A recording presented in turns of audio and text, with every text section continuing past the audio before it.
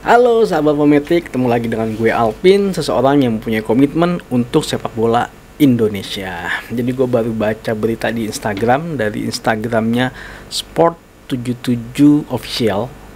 Jadi kemungkinan akan ada seorang dari Jepang yang menggantikan Indra Safri sebagai direktur tekniknya PSSI, yaitu Akira Nishino. Jadi secara prestasi dia sudah pernah menjuarai Piala J League tahun 99 bersama Kashiwa Reysol dan berbagai gelar lainnya ketika dia pindah ke Gamba Osaka. Pernah juara J League, pernah juga Emperor Cup, Piala J League juga pernah, Piala Super Jepang juga pernah, hingga Liga Champion Asia. Jadi lumayan ya prestasinya dia ya. Nah, di level tim nasional sendiri akhirnya sempat ditunjuk menukangi tim Nas Jepang di Piala Dunia 2018 lalu. Dan terakhir dia memegang Thailand U23 dan juga Thailand Senior sampai tahun 2021. Nah, gue agak penasaran nih sebenarnya fungsi dari direktur teknik di PSSI itu apa sih sebenarnya. Nah, akhirnya gue bertanya lah sama ChatGPT. Nah, coba kita baca dulu ya. Nah, kalau kata ChatGPT, gue nanyanya spesifik dalam konteks direktur teknik yang ada di PSSI ya. Nah, yang pertama adalah pengembangan kebijakan teknis. Jadi, direktur teknik PSSI bertanggung jawab atas pengembangan kebijakan teknis untuk pengembangan sepak bola di Indonesia. Ini meliputi penentuan aturan dan regulasi pertandingan, penyusunan program, pengembangan pemain, dan strategi pengembangan sepak bola nasional. Jadi waktu gua dulu ngambil lisensi di PSSI, gua diajarin yang namanya Villanesia. Walaupun karena gua ngambilnya di Persija, jadi sempat diajarin juga terkait dengan Persija DNA. Jadi memang kalau kata instrukturnya waktu itu memang sepertinya Villanesia itu sudah perlu diperbaharui gitu. Ada beberapa poin yang mungkin harus dikembangkan lagi terkait dengan keterkaitannya dengan sepak bola modern sekarang. Nah, itu mungkin menjadi PR dari direktur teknis yang akan baru menduduki nanti, karena saat ini memang udah cukup lama sih sebenarnya kurikulum buat pengembangan sepak bola Indonesia, yaitu Villanesia, yang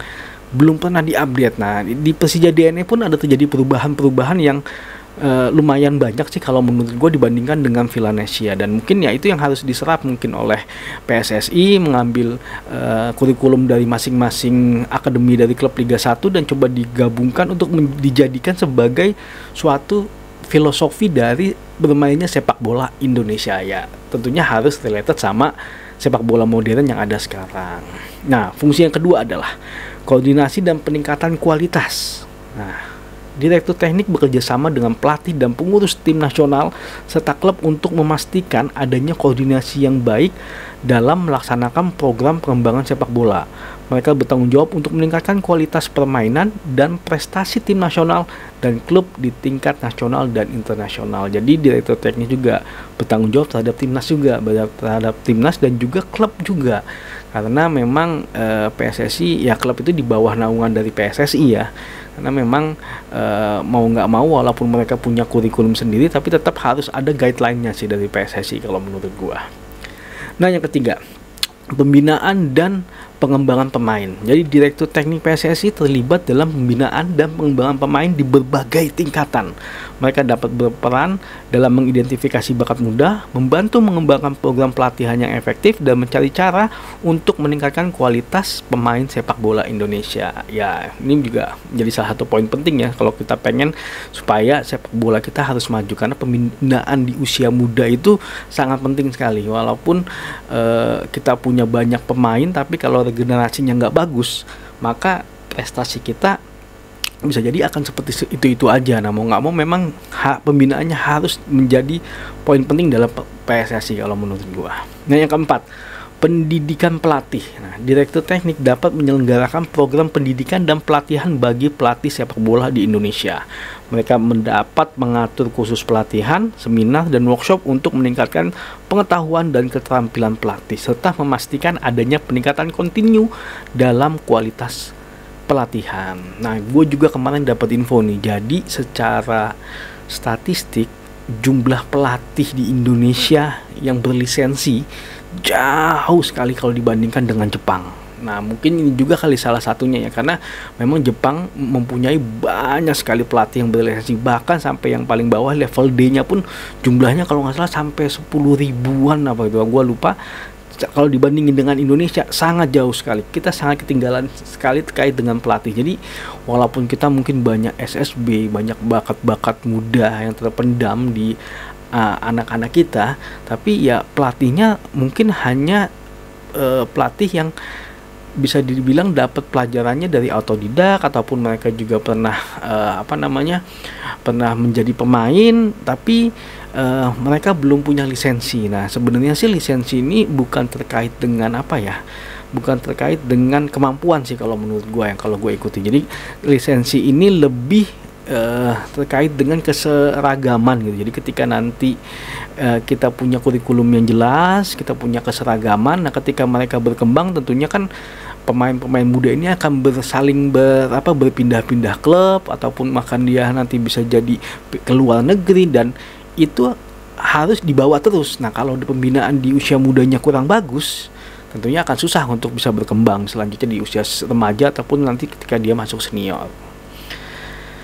Nah, yang kelima, kerjasama dengan pihak eksternal. Jadi Direktur Teknik PSSI dapat menjalin kerjasama dengan federasi sepak bola di negara lain, organisasi sepak bola internasional, dan badan-badan terkait untuk pertukaran pengetahuan, kolaborasi dalam program pengembangan, serta pengembangan hubungan internasional di bidang sepak bola. Ya, inilah memang wajib lah Direktur Teknik ya, kalau menurut gue sih harus paham ke eksternal. Kalau dia nggak paham ke eksternal, networkingnya juga kurang bagus, jadi agak susah kalau kita mau dapat pengetahuan tentang sepak bola modern.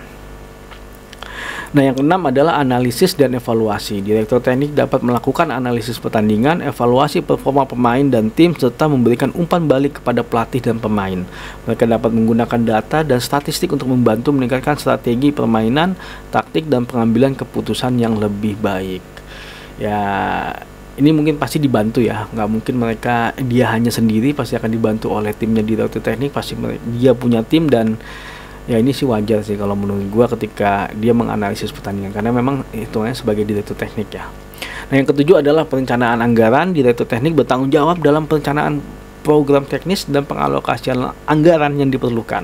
Mereka harus memastikan penggunaan sumber daya yang efisien untuk mencapai tujuan pengembangan sepak bola yang telah ditetapkan PSSI. Ya, ini masuk juga lah ke dalam Direktur Teknik ya pastinya ya, karena memang anggaran itu dan perencanaan itu dibutuhkan yang namanya anggaran. Ya, pasti Direktur Teknik yang mempunyai keputusan akan hal itu.